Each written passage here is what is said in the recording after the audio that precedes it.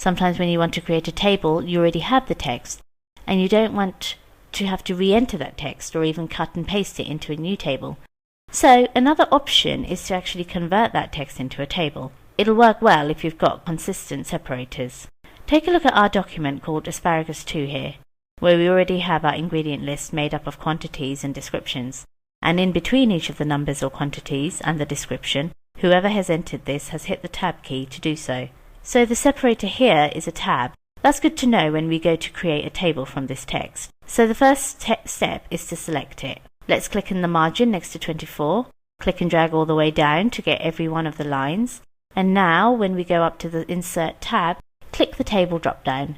You'll notice a Convert Text to Table option, which we're going to select. When we do this, we get a dialog box. You'll see the number of columns it's thinking it's going to create here is 2. The number of rows is 7, 1 for each of our ingredients. Also, the fixed column width is set to auto. You can see that here.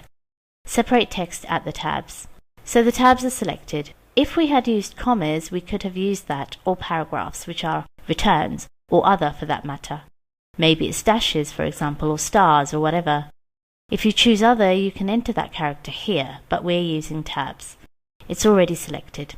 All we have to do is click OK, and look what happens. That's beautiful. Notice that the first column is set to automatically fit the content, and it's wrapping around here. And in our second column, where we have our ingredients, you can see everything fits nicely there. Now, of course, we have all of the design and layout tools available to us here on the ribbon now, so we can change the look of this.